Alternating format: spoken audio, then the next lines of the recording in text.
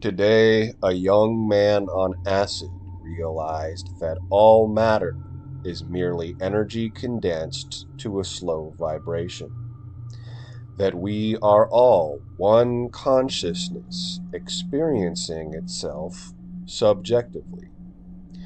There is no such thing as death. Life is only a dream, and we are the imagination of ourselves. Here's Tom with the weather. As the comedian Bill Hicks. I love that quote, man. I'd love to be doing this video with my webcam like I used to in my old videos, but I found out today that laptop webcams can go bad. Go figure, right? Um, I think this is a cooler video, though. The title of this video is Pre-Hell and the Mirror World. And basically, there is a very strong Christian ethos to the Chosen One's dialogue, and basically we contextualize our experiences through kind of like the Christian lens. I hope to share some of the understandings that Spirit has brought to me, um, including the understanding that the ideas of Christianity are largely inaccurate and are kind of like a way of giving a easily digestible version of spirituality in a way that's understandable to kind of simple minded, almost like juvenile sort of people. Really, the truth of things is a little more complicated than that. But basically, there is something that you can take from any religion or spiritual system and end up being true. For example, in Christianity, if you were to distill the essence of Christianity to something useful, practical, and important, it would be the seven deadly sins, even though it's not actually even in the Bible. Um, but then in the Hindu ethos, the Hindu system, we have uh, the yugas, and you can do your own research on the characteristics of the Kali Yuga, but we're there, right? And more importantly, in the traditional long count system of the yugas, we're considerably early on in a multiple hundreds of thousands year long segment of the yugas. And essentially, the Kali Yuga, as I've mentioned in other videos, is the age of wickedness, perversion, materialism, disconnection from spirit, and basically when everything is ass backwards, pants on head retarded. Where good people are treated like villains, and villains are treated like they're exalted as heroes. Um, yeah, it is the age of perversion and wickedness. And um, the essential difference between an ascending soul and a descending soul is something I talk about in every video. It's something that is so important to understand as what a chosen one is. A chosen one is, once again, not somebody who was born here to fight evil and challenge and conquer your enemies in the name of Jesus Christ and God. Um, and I think the evidence is considerable for that, given that chosen ones fight against armies and lose, right? It's always gang stalking, it's always mob cruelty. How can one person hope to overturn an entire system? It just doesn't work that way. Not in the Kali Yuga, right? You have to know the time and the place. So then, why is it a chosen one who is an ascending soul? Once again, as mentioned in previous videos. A descending soul is spirit that came from source, um, that just made the decision to have an experience in order to come to know what God is. And that experience includes experiencing the absence of God, because how can you understand anything except by contrast? Without light, you wouldn't know what darkness is. Without hot, you wouldn't know what cold is. Without positive, you wouldn't know what negative is, etc. We understand things via the experience of duality. So the agreement was to have a descending soul experience, which is where the transmigration of the soul begins. The journey of the soul begins with the decision to leave source and to individuate from non-dual light, right? Which is God.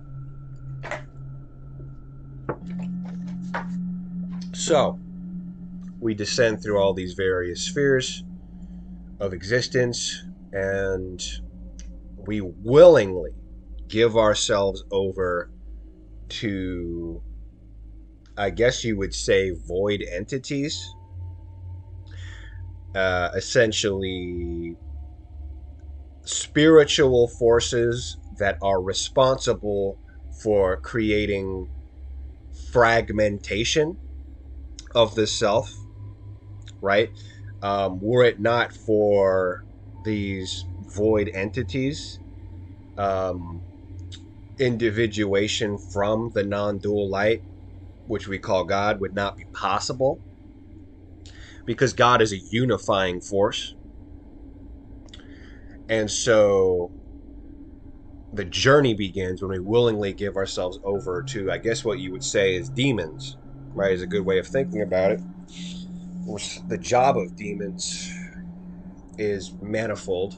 There's many parts to it.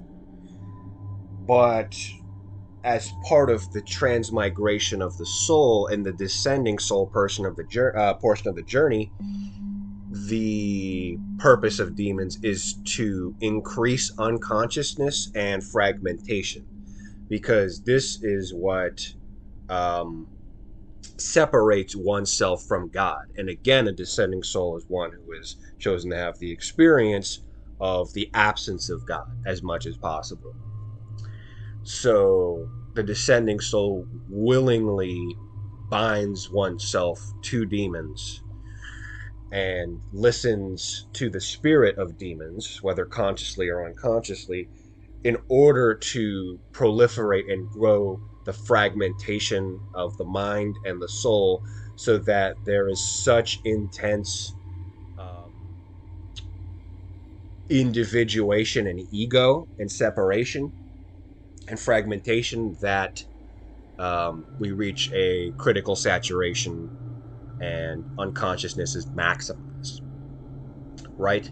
So essentially, in this descending soul journey, um, it relies upon the process of karma. But we need to know what karma is. And again, I've talked about this in other videos. Karma is the function of the samskar. Essentially, this is what the mirror world is that everything we see is a projection of ourselves. The all is mind. If we are to go by the Kabbalions, chopped and screwed, New Age sort of interpretation of the Corpus Hermeticum and Hermetic principles. The all is mind, and the universe is mental, and everything is a mental projection. Essentially, everything you see is images housed within your own soul, images derived from the realm of forms. It's Plato's realm of forms. And in the individuation process, certain forms create resonance, and then they're projected outward as your experience. So for the descending soul,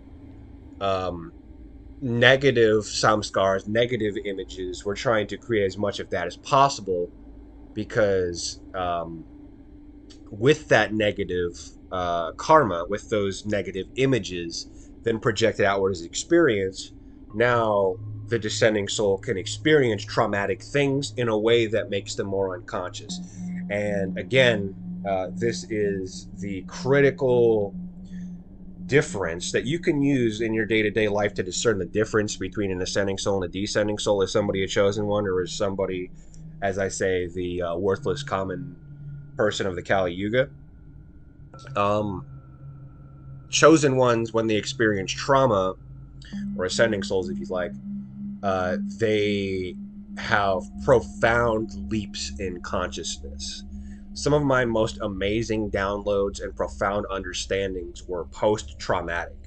And I've noticed time and time again that traumatic experiences result in extremely heightened states of awareness and consciousness. It's greater awakening.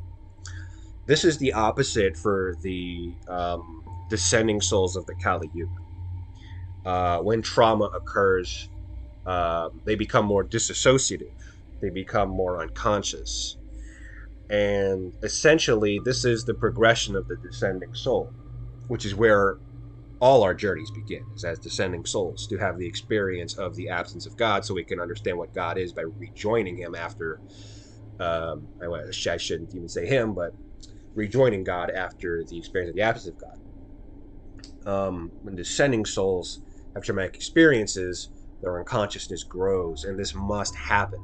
So, with the union of the descending soul with demons, we are able to proliferate all these negative images, some scars projected outward as traumatic experiences, which then come back to the descending soul's experience. And that experience, that traumatic experience, increases unconsciousness.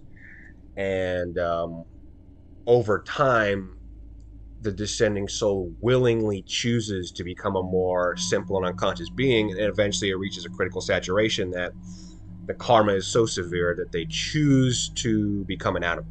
Right? They're becoming more bestial. They're becoming more primal.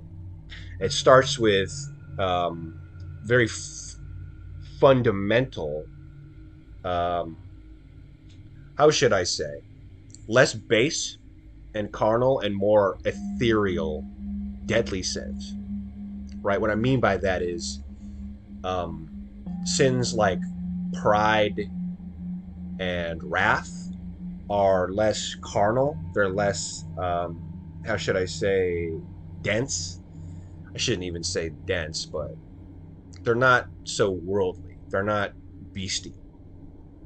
But those temptations are what begin a progression into a much denser, a much more worldly, carnal, bestial sort of state. And when we look at what an animal is, we are talking about a very lustful, a very gluttonous, even a very slothful, even a very uh, envious, even a very envious being, right? They are not possessed of the ability to transcend that. They've surrendered to it, and that's basically what the descending soul. When a descending soul amasses so much karma that they can't, their consciousness will not allow them to experience that much pain. They willingly give themselves over to a bestial nature and they become a beast, and then they spend many lifetimes in various bestial forms. Now, again, the ascending soul rising up from that state, um, it basically reaches a point that unconsciousness cannot be sustained anymore, and so the progression moves back to God, and this is where the karma starts to be processed, right? And that's what an ascending soul is. Now that we understand that, and I've discussed this in other videos, but I'll try to tie it back into something different this time. We have to think about, where do we place our souls so that they can do what they're supposed to do. If we understand that a descending soul is one that is meant to become more dull, more bestial, more carnal, sinful, and unconscious, and demonic. Where do we put them? And where do we put somebody who is working to overcome their negative karma in an alchemical way to transmute these negative images into something more positive and to resolve these things so that we can come back to God, come back to non-dual light, overcome fragmentation? And when you understand that, you can start to understand the Yuga system a little bit better. Because I would put the descending soul in the Kali Yuga. And in fact, I would say that the Kali Yuga itself is a progression designed for descending souls.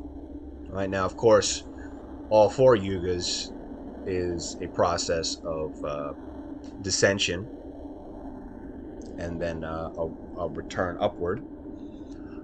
But for accelerated descension, it's the Kali Yuga. And so this is where the native souls of the Kali Yuga are, the descending souls. They go through a smooth, flowing process of decay of the spirit and the mind and the quality of it. And so when they're born into the Kali Yuga, it's continuous. They had a lifetime, they die, they come back again in the next part of the Kali Yuga, and they die again, they come into the next part of the Kali Yuga. It's a continuous progression deeper into the Kali Yuga, slowly but surely, getting worse and worse and worse. And so the reason the chosen one, the reason the ascending soul faces so much confliction and attack is because essentially you are moving against the flow of the river, right? All these descending souls, they're flowing along this river of the Kali Yuga to become worse people and to become more unconscious and fragmented and demonic. But the ascending soul is placed in the Kali Yuga. It chooses to be here because it wants to pay karma, right? So what it means to pay karma is to have images that are present in your soul, which were created as a result of your intentions or actions in previous lifetimes, the scenes that you created with your choices. These are stored away dormant, right? As most of our karma is dormant karma, dormant samskars, dormant images, impressions, and they're reactivated. And they're reactivated in the form of the people around us and the experiences we have. So if we choose to have a lifetime where we want to have an ascending soul experience, to alchemically work with our karma to resolve it, it means you would have to be born into an age that is related to those qualities, which is the Kali Yuga, right? So the ascending soul doesn't belong in the Kali Yuga, right? Because they've already gone through the full descending soul journey. The descending soul journey means to go all the way to the depths of the Kali Yuga, right? But essentially, the ascending soul kind of progresses backwards through the yugas, which is crazy to think about. I'm kind of just having this realization in real time, because yeah, that's the descending soul journey is through the Treta Yuga, the Dvapara Yuga, all the way to the Kali Yuga, and then moving back is the ascending soul journey. And so this progression of paying karma necessitates that you're born into the age of wickedness, so that your wicked samskars, your wicked images and impressions that are in your soul, can be activated, and then you can experience that. And it's experienced as the people that are already there, right? So when I say an image that's projected, I'm not talking about a non-conscious thing, right? It's not a It's not a hologram. It's not a non-sentient thing. It's also consciousness, right? We are the projections of each other. And there are laws of resonance that bring us together. But essentially, our experience is a mental projection of each other. And so, the choice to be born into the Kali Yuga is one that allows us to experience the things that we've done as part of the descending soul journey, our bad karma, in the forms of other people. And so, essentially, we're born into pre-hell, because that's what early Kali Yuga is God basically gives terrible people enough rope to hang themselves, right? And we've all been descending souls. We've all been terrible people. It's part of the journey of the soul, the choice to be separated from God and come back to it. We all make the choice to become terrible people, right? It's what demons are. Demons are terrible spirits, and we choose to be joined with them as part of the fragmentation non-consciousness process. And so now we re-experience those things in the appropriate yuga, but for them, they are in pre-hell, because essentially they are given a little bit of freedom. They're given I wouldn't say grace, but they're given liberty to act out their wicked desires before the punitive side of it comes in, right? So it's almost kind of like a Jupiter sort of dynamic. Is I'm just going to let you go with the flow. I'm going to be merciful. I'm going to let you do your thing. Right? The Saturn side of it hasn't come in yet. The punitive, now it's time to pay karma side hasn't come in yet. But that's what the late Kali Yuga is. And so pre-hell is where God gives terrible people enough rope to hang themselves. It allows them to do terrible things and generate all this terrible karma, so that when the Saturnian aspect comes in the later portions of the Kali Yuga, they're paying so much overwhelming amounts of extreme painful karma that they willingly choose to give away more and more of their consciousness and become animals, right? Before they start to make the decision to become ascending souls, where they move back against that flow of the yugas to come back, right? And so the critical realization is the mirror realm, right? That's what life is. That's what the world is the mirror realm. Because once again, the all is mind. The universe is a mental projection. And so what we see in the world is aspects of ourself, right? We go back to the Bill Hicks quote. We are all one consciousness experiencing itself subjectively. Indeed. And so the question is, let's think about what an angel is, or what God is, or what Jesus is, right? I feel chosen ones are very misguided. And I'm speaking as a chosen one who's constantly, non-stop attacked, you know? But it's given me great pause for reflection. I feel they're misguided because their resolutions just seem so poor. Their resolutions seem so poor.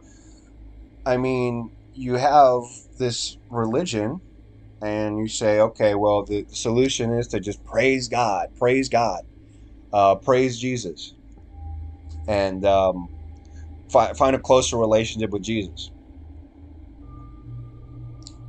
And I'm just over here like, isn't the resolution to become more like Jesus? You know, because we have these chosen ones that are saying like, we are here to bring light to the world, and we are here to battle and overcome and trample over wicked people. Well, here's a question that I'm surprised a lot of chosen ones haven't asked yet. Is what is an angel? Because a lot of chosen ones think that they're an earth angel. What is an angel? Uh, what is Jesus? Are we talking about entities and spirits that uh, can forgive anything? That can forgive anybody? And I would say yes. That's what Jesus is known for. Are you an earth angel?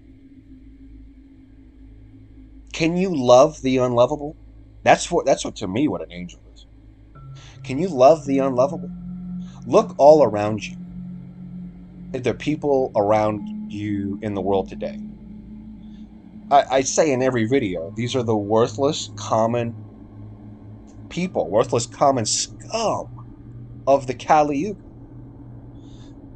You know, we can try to pretend and we can try to be pretentiously religious and say, oh no, they're just misunderstood. Oh no, I'm not so holier than thou. No, motherfucker. I'm way holier than thou. You people are sick. Go worry. You're a chosen one. If you're a chosen one, you've worked in the workplace already and you know what it's like. We're talking about hives of scum and villainy. We're talking about people who sit around and scheme to cause you pain. Conspiracies. Obsessive desire to humiliate and cause pain. Scum. They're scum. They're worthless garbage. That to me is a foregone conclusion. It's all around you everywhere. You can't stop seeing it. But what do you expect? You're in that age of the Kali Yuga. Now, my question to you is if you're an earth angel, can you love these unlovable people? They're unlovable. They're worthless, vile scum, garbage, disgusting people. Vile, wretched, rancid, odious energy, demonic. But can you love them? Can you love the unlovable? And if the answer to that is no, I would say you're not an earth angel. I wouldn't say you're very much like an angel, or very much like Jesus, or very much like God. Could you forgive the unforgivable? Could you love the unlovable? Are you free of sin? You want to take it to the Christian level? I could take it to the Christian level. There's a lot of love about Christianity. Uh, what is it that a descending soul does? They attack you. What does it mean to attack you? I mean, sometimes it comes to physicality. That much is for sure. But for the most part, it's not that. They attack your pride. Well, I should say that's one of the deadly sins, isn't it? Pride. Ego. Yeah. So, I would say that an angel, or a God, or Jesus, if we want to speak in Christian terms, would be a being that does not have an ego, or does not have pride, or certainly does not have wrath, um, or any of these other carnal sins, or greed, or anything like this. But you're not quite there, are you? That's the point. My question is, how do you ever get there? How do you, if you are not somebody who's already in the state that you can love the unlovable and forgive the unforgivable, how can you learn to do that? How can you get to that point? Without practice. If I'm going to have you practice, am I going to send you to the place where everybody's perfect and treat everybody with kindness and mercy and respect? How are you, how are you ever going to improve that way? You have nobody to forgive. So instead, you're sent to the Kali Yuga. the descending souls, the scum, the villainy, the unforgivable, the unlovable, worthless scum. But can you forgive them? And there's one thing I want to address, is that in their perspective, they see that as a plus. They see that as, okay, I can trample over this person, I can take them for all they're worth. I can wipe my ass with them, and they'll just forgive me. This is a free meal. That's why it's so important to see the bigger picture at times. Because again, we're in a mirror world. And so, when we forgive and when we love universally, indiscriminately, without a special person, we cleanse the reflections of the mirror. We cleanse the images. We cleanse the samskars. And so the reflections in the mirrors of the mirror world begin to change. And our surroundings change. We're cleaning that. We're making it better. They, let's say, taking advantage, although I wouldn't make myself so available that I would become anybody's doormat or anything like that, but let's say at a smaller scale, they say, victory, I get to exploit you. But that's the whole point, isn't it? Is that it is a mirror world. Who are you exploiting? Well, according to the law of one, you're exploiting yourself. Because what samskars are you creating? What images are you cultivating that are going to be projected outward? We all began as descending souls. You don't think you're going to become an ascending soul just like me? You don't think you're going to face yourself in that mirror? That's the most terrifying thing of all, is a mirror. To look in a perfect mirror. I don't mean the mirror in your bathroom. I mean a perfect mirror to see everything about yourself. You would be so traumatized and devastated and horrified that you would go absolutely insane. It's according to God's grace that these reflections are given piecemeal to us in a manageable way, always a manageable way. Right? Because we could have all of our karma sent at us all at once, all of it. Millions of lifetimes of hideous images of and shades of our former actions, and we would be obliterated by the sight of our own reflection. But according to God's grace, we're given just enough to work alchemically with our own reflection. And so here we sit in the the boarding room. You know, you're getting on the airplane, and you gotta wait, in those chairs, wait to get on the plane. I don't know what they call it. I think it's called the boarding room or something. It's not a room. Station? I don't know, fuck it. But here we are on pre-hell, which is the early stages of the Kali Yuga. Any long count Kali Yuga person would tell you that we're in the early portions of the Kali Yuga. But we're ascending souls, so we're moving the opposite way. We're coming towards the end. We're coming towards the beginning of the Kali Yuga. We're moving closer to the beginning, while the worthless common scum of the Kali Yuga is moving back. But be careful. How many Kali Yugas? There's not just one Kali Yuga. There's so many Kali Yugas. Any moment in the Kali Yuga is just a concept, right? It's a degree of severity, and it contains certain themes that are to be addressed. So if you don't do your work here to progress your soul, you will be born into the same part of the Kali Yuga. It won't be the same lifetime. It may even be a completely different Kali Yuga, but it'll be the same phase of the Kali Yuga, right?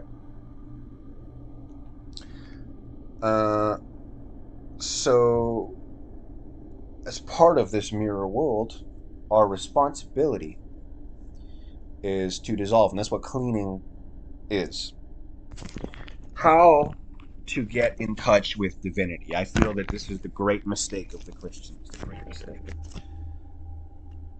You know, to speak of God, frankly, I think it's a great mistake to speak to a being so vast, so foreign, so all encompassing. I feel that the God that the Christians worship is probably some kind of planetary archangel. It's like a solar archangel or something, because it's really an understandable God. You know, it could be wrathful, so in a sense that it may be Saturnine spirits, and it's vainglorious. But I am partial to Ibn Arabi's God in the Fusus al-Hikam. It's a Sufi mystic. He says, God is everything that exists, for he is the creator of all existence. But he is also everything that does not exist, for the non-existent is contained in his essence. He can only be apprehended by the mind, yet can be seen with the naked eye in the forms of the universe. So the samskars. He is immaterial, yet is in every material thing. There is nothing in existence but he. Hence, he is called by all the names of created beings. He has no special name because he is the Father of all. How can I praise thee, O God, and where can I praise thee? Do I look upward or downward, to the external or to the internal? For thou art the locus which embraces everything. There is no locus but thee, and what sacrifice can I offer thee? For everything comes from thee. What time do I praise thee? There is no time, no instant of time that is far from thee. Do I belong to myself, or does anything of myself belong to me? Am I not thou? Thou art I, and thou art everything I do or say. Nay, thou art everything, and there is nothing besides thee. Indeed, God is massive. God is the non-dual light that animates everything. You can't even begin to wrap your head around something that all-encompassing, ubiquitous, and enormous. It's everything. How can you talk to the spirit of everything? That's a bit ambitious, I should say. Now, that's not to discredit the value of God. The entire goal is to be rejoined with God, to be rejoined with the non-dual light. However, it's smart to take a top-down approach and to work with intermediary spirits that specialize in getting you in touch with divinity to get us back to God. And largely, that's kind of the purpose of what the personal daimon is. And this is the tradition of mystics throughout the ages. The ancient Egyptians, the Greeks, even the Islamic culture, early Islamic culture. It's all about this personal daimon, which is essentially, you could say, your higher self, but really a good way of putting it is that it is the spirit governing your lifetime. It's the spirit governing what you were put here to do, right? And basically, by working with our personal daimon rather than against it, we come closer to God. Now, God is so far away, for goodness sake. I mean, we're humans. There's so many stages between human and the perfect, all-encompassing, non-dual light that is God. So the personal diamond gives us instruction on how to inch ever closer. The personal diamond you can also think of as being the spirit that is the summation of the qualities of the astrological natal chart, which is the essential makeup of who you are and what attributes you have and what you're here to do. Now, even talking to the personal diamond is difficult. So you can understand how talking to God would be even more difficult. So the Hellenistic astrologers, the Theurgists like Porphyry, postulated an intermediary for the personal diamond, which is itself an intermediary for the divine God. And essentially, that intermediary is the Oikodespotes, which is the planet that specializes in getting in the agenda of the personal diamond and getting you in touch with the personal diamond. Essentially, to be in alignment with the Oikodespotes, which is basically the thesis of your life, what you are born here to do. You are able to enter into alignment with your personal diamond. However, even the Oikodespotes is hard to get in alignment with and to get in contact with. And so as a result, we use the Curios. And there's a lot of astrology behind this. But essentially, just to give a broad strokes understanding, the Curios is the planet and the spirits of the planet that govern how you go about coming into alignment with the Oikodespotes. And so the Curios gets you in touch with the Oikodespotes, which gets you in touch with the personal diamond, which gets you in touch with God, the non-dual light and divinity. And so my step 3 video is really important. I'm always talking about the importance of Neptune because Neptune is the link to divinity, to dissolution. It is the great alchemical planet that allows you to dissolve with universal love and forgiveness the images that have been carried in your soul and projected outward, to draw closer to God, which is to draw closer to the one, that which has no fragmentation. And to have no fragmentation means to be joined with even the people that are around you, these worthless common folk of the Kali Yuga. Well, if you are distinct from them, then how could you be part of God, which is the all-encompassing non-dual oneness of all existence? Because if I'm me and you're you and you're an asshole and you're definitely not me, well, I'm no math wizard, but I'm pretty sure that's 2, right? Which is not 1. Okay? So that's dual. So it's imperative to perform practices that are Neptunian, like the Ho'oponopono, like cleaning that I mentioned in step 3, because it rejoins the mirror. We live in a fractal existence, a fractured mirror, shards of a mirror, like a kaleidoscopic sort of shattered mirror world.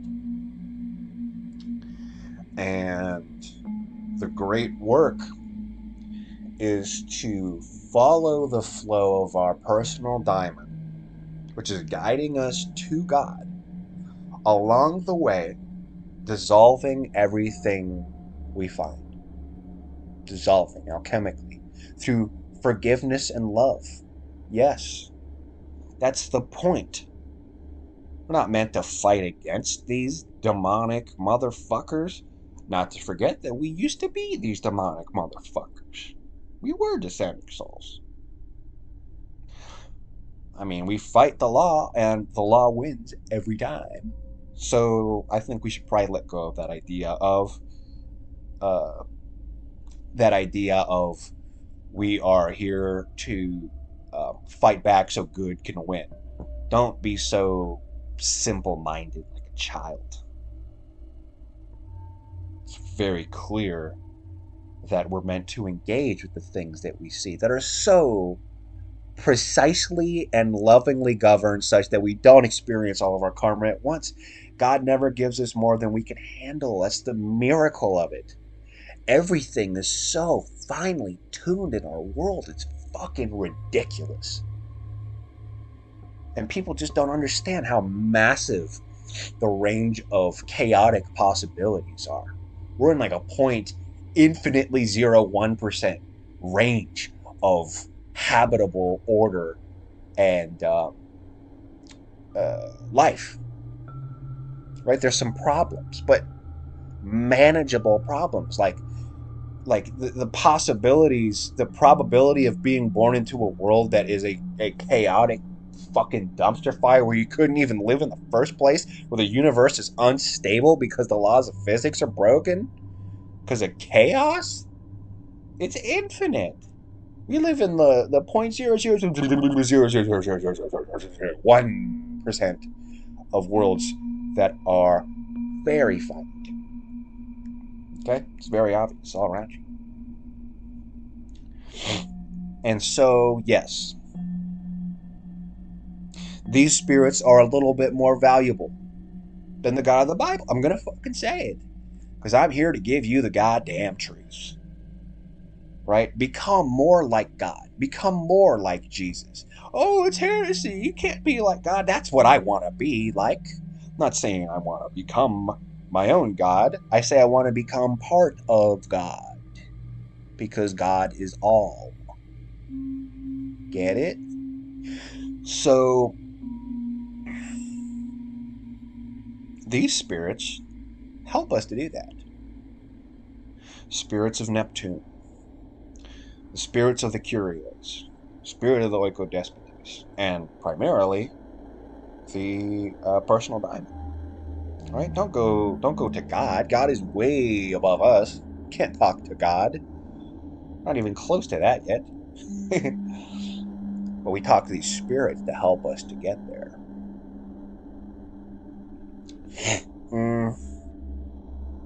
Yeah, I think that about covers it. Early Kali Yuga. Forgive the unforgivable. Love the unlovable. You will be attacked by the shadow of your former deeds. You will be attacked by the shadow of your vast, immense, and infinite past. That is what a chosen one is. A chosen one is one who is attacked by their vast, immense, and infinite past. And I'm not going to lie to you, I believe this cycle is enduringly infinite. Because evolution is one of the great laws of existence. And nothing ever stays the same. That we come to God and we bask in the light of God. And eventually, one day, we choose to stray from God again because we have forgotten what God is.